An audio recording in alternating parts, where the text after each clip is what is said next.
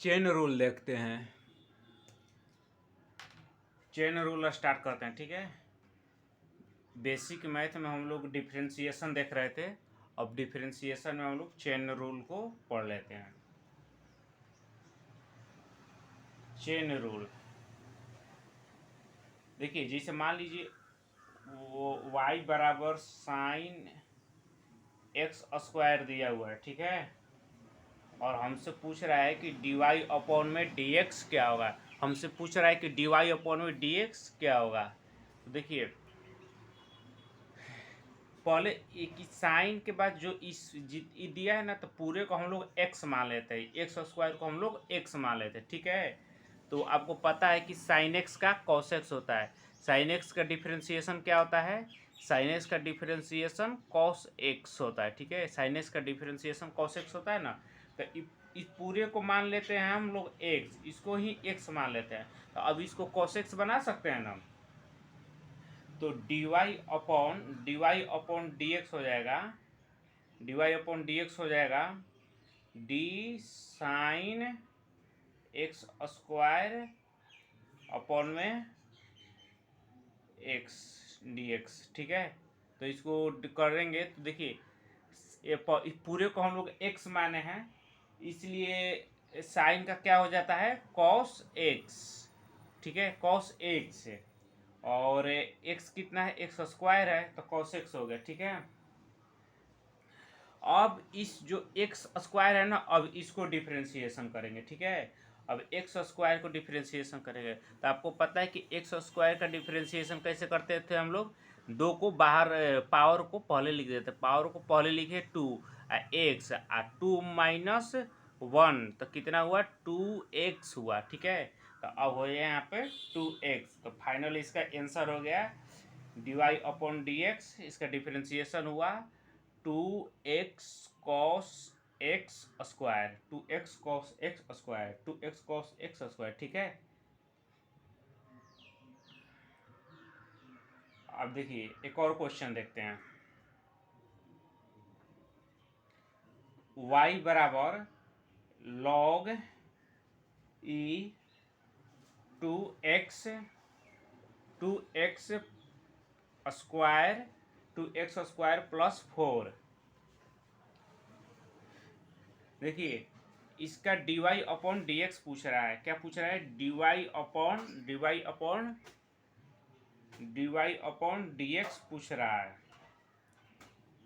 तो सबसे पहले आपको पता है ना, लॉग ई एक्स का क्या होता था? वन अपॉन में एक्स, ये होता था ना, याद है ना? लॉग ई एक्स का क्या होता था? वन अपॉन में एक्स होता था ना। तो अब देखिए, हम पूरे को एक्स मान लेते हैं, ये जो पूरा दिया हुआ है ना, इसको एक्स मान लेते हैं। तो log x का क्या हो जाता है? वन अपॉन में एक्स, तो इसका हो जाएगा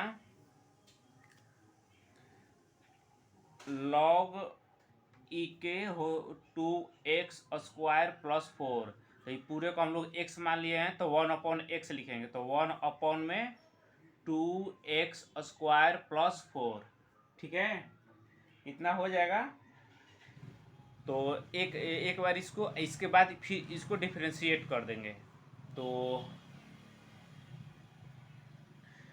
टू एक्स, तो टू है, पावर पहले होगा, इसका कितना डिफ्रेंशिएशन होगा? देखिए, two x square plus four, तो पावर पहले आता है ना, तो टू इंटू टू एक्स, इसका तो जीरो हो जाएगा, तो हो जाएगा फोर एक्स, तो हो जाएगा फोर एक्स, तो टू इंटू टू एक्स, तो फाइनल आंसर हो जाएगा फोर एक्स अपॉन में two x square plus four, ठीक है। ये फाइनल आपका आंसर हो गया। नेक्स्ट क्वेश्चन देखते हैं, अगला question, y equal to cos x square plus four x plus two, ठीक है। और हमसे पूछ रहा है कि d y upon d x क्या होगा। डिफ्रेंशिएट इसको भी करना है, तो देखिए ये पूरे को हम लोग x मान लेते हैं, ये पूरे को क्या मान लेते हैं, ये पूरे को x मान लेते हैं। तो cos x का डिफरेंशिएशन क्या होता था, minus sine x. cos x का डिफरेंशिएशन क्या होता था, माइनस साइन एक्स। तो अब इसको करते हैं, dy अपॉन में dx equal to cos x का क्या हो जाएगा, माइनस साइन एक्स। एक्स कितना है, x square plus 4x plus 2 है, ठीक है, प्लस 2 है। अब फिर इसको डिफ्रेंशिएट कर देंगे ना, तो इसका डिफ्रेंशिएशन कितना होगा, x square plus 4x plus 2। देखिए पावर पहले आ जाएगा तो 2x हो जाएगा, 4 हुआ, इसका तो 0 हो जाएगा, तो 2x प्लस 4 आ रहा है, तो यहाँ लिखेंगे 2x प्लस 4। तो यही आपका आंसर हो गया। तो dy अपॉन में dx equal to minus 2x plus 4। फिर क्या है, sine x square plus 4x plus 2 answer, ठीक है। इसके बाद अब इंटीग्रेशन चालू करते हैं। डिफरेंशिएशन हो गया, अब इंटीग्रेशन देख लेते हैं।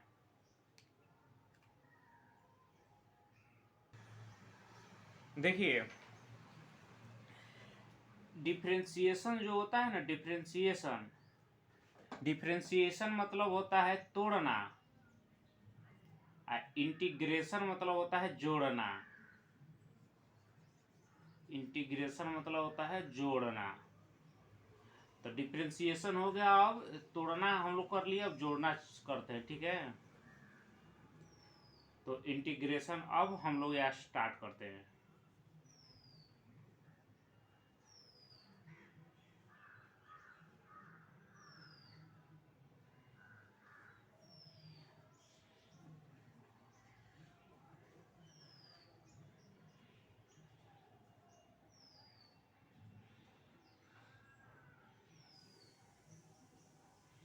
कर्व के अंदर जितना भी एरिया आता है उसको इंटीग्रेशन मान लीजिए, उसी का इंटीग्रेशन करते हैं। इसमें पहला नियम होता है कि इंटीग्रेशन x के पावर n dx रहेगा, तो उसको हम लोग कर देंगे x n प्लस 1 अपॉन में n प्लस 1 प्लस c, ठीक है। ये पहला नियम है। n जहाँ की n आपका -1 नहीं होता है, ठीक है, n आपका -1 नहीं होता है। तो ये पहला है कि इंटीग्रेशन x के पावर n dx होता है x n प्लस 1 अपॉन में n प्लस 1 प्लस में c यहाँ कांस्टेंट होता है, ठीक है। कोई कांस्टेंट रहता है उसको लिखा जाता है।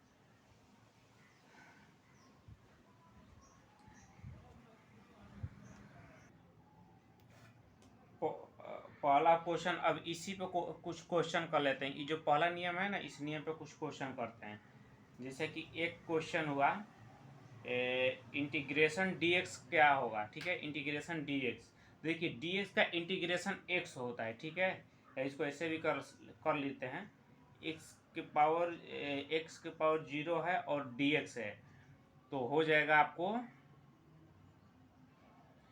x के पावर 0 प्लस 1 अपॉन में 0 प्लस 1 प्लस c, तो आपको हो जाएगा x प्लस c, ठीक है।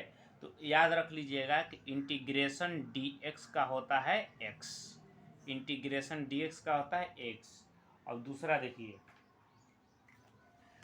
x इंटीग्रेशन x dx की क्या होगा, इंटीग्रेशन x dx का, ठीक है, इंटीग्रेशन x। देखिए x का पावर कितना है, x का पावर 1 है, तो 1 है ना, तो इसमें हम लोग को एक, देखिए n प्लस 1 यानी एक जोड़ना है, पावर में एक जोड़ना है, तो पावर 1 है तो प्लस 1 अपॉन में इसके नीचे क्या करेंगे,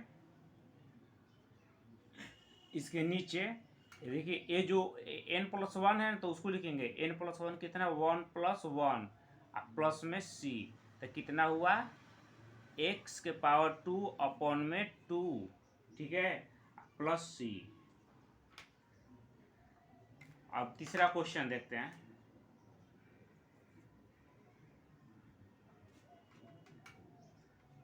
x square D x, integration x square D x. तो इसका देखिए एक्स स्क्वायर है ना, तो इसमें प्लस वन, देखिए एन प्लस वन, तो एन बराबर 2 हो गया, तो प्लस वन एक जोड़ेंगे और ऊपर वाला जो है 2 प्लस वन, यहाँ पर 2 प्लस वन लिख देंगे और प्लस में सी। तो कितने हुए, एक्स के पावर 3 अपॉन में 3, एक्स के पावर 3 अपॉन में 3 प्लस सी हो गया आपका आंसर। ऐसे समझ में आया ना। एक इंटीग्रेशन एक्स के पावर एन डी एक्स पर होता है, एक्स के power n plus one upon में n plus one plus c होता है, ठीक है। देखिए चौथा क्वेश्चन करते, 3 हुआ, और चौथा देखिए इंटीग्रेशन 1 अपॉन एक्स स्क्वायर का करना है, ठीक है। तो देखिए इंटीग्रेशन जस्ट उल्टा है डिफरेंशिएशन का, ठीक है। तो देखिए 1 अपॉन एक्स स्क्वायर, इसको कैसे लिख सकते हैं, देखिए एक्स को ऊपर ले जाएंगे तो ऐसे लिख सकते हैं ना, मतलब एक्स के पावर -2 ऐसे तो लिख सकते हैं, तो वही करेंगे इंटीग्रेशन एक्स के स्क्वायर -2 डी एक्स, ठीक है। तो देखिए कितना होता था हम लोग का, एक्स के power n plus one upon में n प्लस वन प्लस सी, ऐसे होता था ना। तो अब इसको करते हैं एक्स के पावर -2, हम लोग जोड़ते थे +1 अपॉन में -2 प्लस वन प्लस सी, ठीक है। तो ये आपका हो जाएगा एक्स के पावर -1 अपॉन में 2e -1 प्लस सी। तो ये आपका हो जाएगा 1 अपॉन में एक्स -1 अपॉन में एक्स। तो इसको याद कर लीजिए, ठीक है। डिफरेंशिएशन 1 अपॉन में एक्स स्क्वायर का होता है 1 अपॉन में एक्स। क्या बताए, integration 1 upon x square D x होता है 1 अपॉन में एक्स -1 अपॉन में एक्स -1 अपॉन में एक्स, ठीक है। तो इसको तो याद है ना, 1 अपॉन एक्स स्क्वायर का इंटीग्रेशन क्या होता था, 1 अपॉन एक्स स्क्वायर का इंटीग्रेशन -1 अपॉन में एक्स होता है, इसको रट जाना है। इसके बाद देखिए इंटीग्रेशन x -1 डी एक्स का क्या होगा। अच्छा आपको याद है log ई एक्स का डिफ्रेंशिएशन होता था 1 अपॉन में एक्स, याद है ना। log ई एक्स का डिफ्रेंशिएशन होता था 1 अपॉन में एक्स। और आपको बतेबे कि इंटीग्रेशन और इंटीग्रेशन का उल्टा है डिफ्रेंशिएशन, डिफ्रेंशिएशन का उल्टा है इंटीग्रेशन।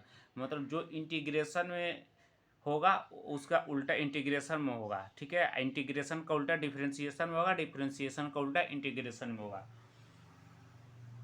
देखिए तो इसको ऐसे लिख सकते हैं हम लोग, इंटीग्रेशन x-1 को x-1 को हम लोग 1 अपॉन में x ऐसे तो लिख सकते हैं ना। तो ऐसे ही इसको लिखें, ठीक है, 1 अपॉन में x डी एक्स। तो देखिए 1 अपॉन में x का डिफ्रेंशिएशन होता था हम लोग को याद है ना, log ई एक्स।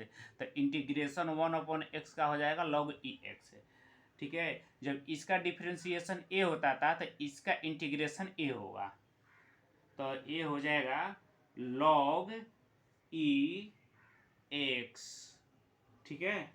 इसका एक क्या हो जाएगा, log ई x.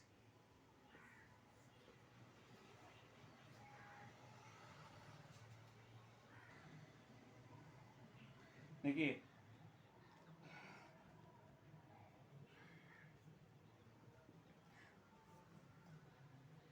Differentiation integration 5 D x integration 5 dx का क्या होगा, इंटीग्रेशन 5 dx का। देखिए पहले 5 को हम लोग बाहर निकाल लेते हैं, 5 को हम लोग बाहर निकाल लेते हैं, 5 को बाहर निकाल लेते हैं, 5 बाहर निकल गया। इसके बाद हम लोग इंटीग्रेट करते हैं, तो dx का कितना होता है, dx का इंटीग्रेशन बताए थे ना, dx का इंटीग्रेशन x होता है। तो ठीक है 5x प्लस c।